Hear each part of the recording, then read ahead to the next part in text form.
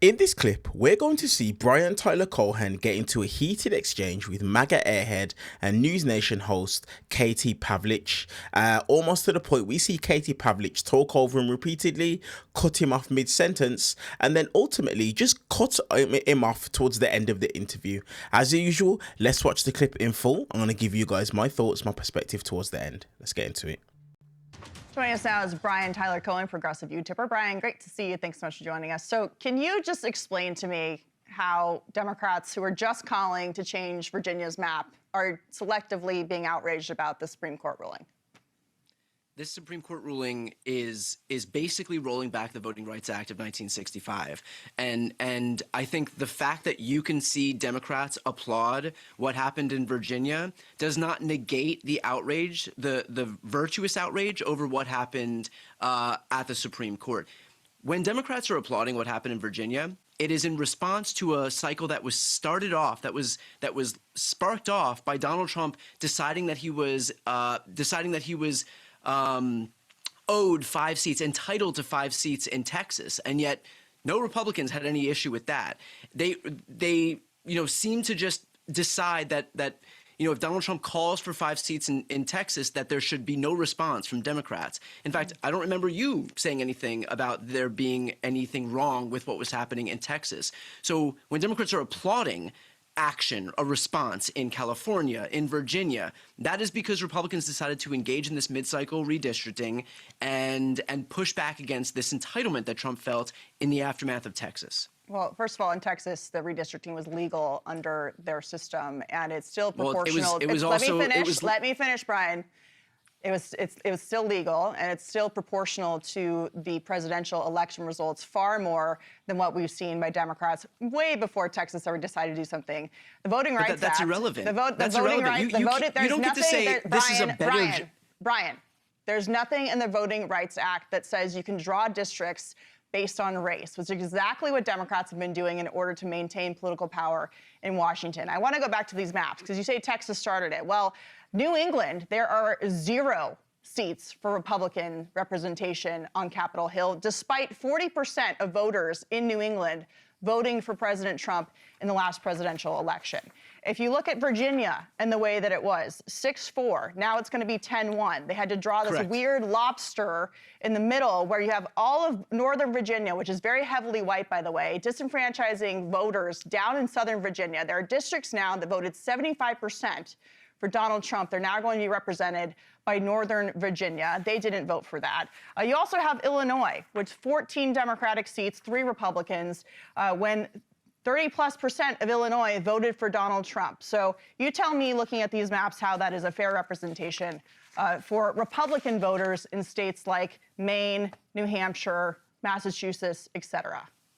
Right, and we can play the same game in South Carolina, in Alabama, in Louisiana, in Georgia, in Florida, in Texas. You conspicuously left all of those out, but that really raises the question here that because gerrymandering is happening everywhere, shouldn't Republicans support a nationwide ban on gerrymandering? And yet when that was put forward in 2020, yes. The most gerrymandered seats in America are not from Republicans, as we just showed on the maps. I want to ask you this question. Take a look at, wait, hold on. Let me respond to what you just said. First of all, take a look at Dan Crenshaw's previous district and then tell me that gerrymandering doesn't exist in these Republican states. But second of all, every single Republican voted against the 2021 Freedom to Vote Act. Every single Democrat voted in favor of it. That would have banned partisan gerrymandering nationwide. Republicans right now have full control of government. We all House, know Senate, that the White language House. of that benefited There are no Democrats Republicans putting forward legislation.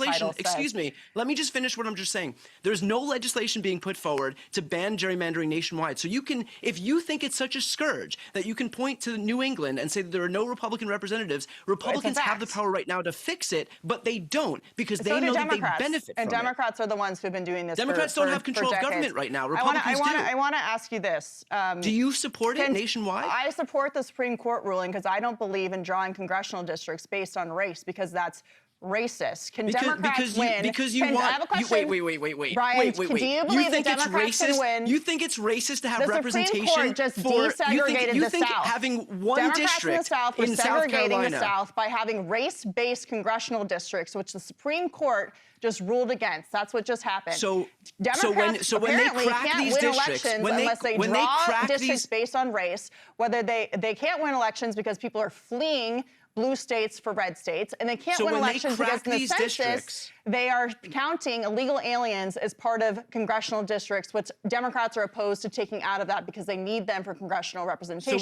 So when they crack these districts, when they crack these districts, and black voters in South Carolina, they can still vote Tennessee, wherever they want. You just don't draw the lines based on race, which is racist. They're desegregating the South.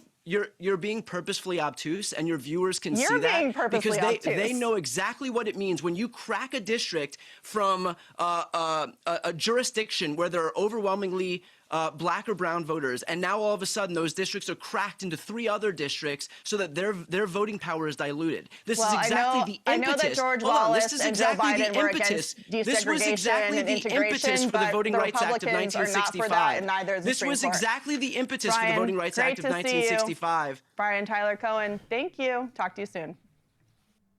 So, as usual, when Katie Pavlich is being educated on the fact that she's a BS, I don't want to say the word because I don't want the video to be taken down, but she's just purposefully being obtuse, like Brian Tyler Cohen said. She knows exactly what it is that she's doing, and she knows exactly what it is that BTC is talking about.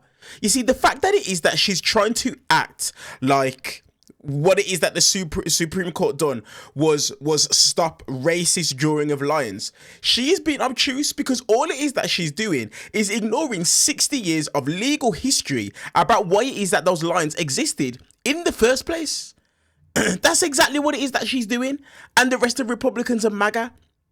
Now, anybody who has common sense, take a look at this administration and all the efforts that it is that they have gone to, the lengths they've gone to try and bring down and not uplift minorities. Take a look at all of the efforts that they've gone to. Taking down black history. Taking down black history, why? Because it doesn't paint or portray white people in a particular type of way. Taking down black history because of the fact that it is that America has a racist history. The exact same way England has a racist history. Hell, most countries all around the world have a racist history. But just because you have a racist history, that doesn't mean that you stop speaking about it. It means that you know better and you do better moving forward, but you still keep that history. But that's exactly what it is that this administration are about. White supremacy is a major cause and a major objective of this administration. That's the reason as to why the Secretary of Defense, Pete Hegseth, he's having people, known Christian nationalists and white supremacists, coming to the Pentagon to speak prayers over the army.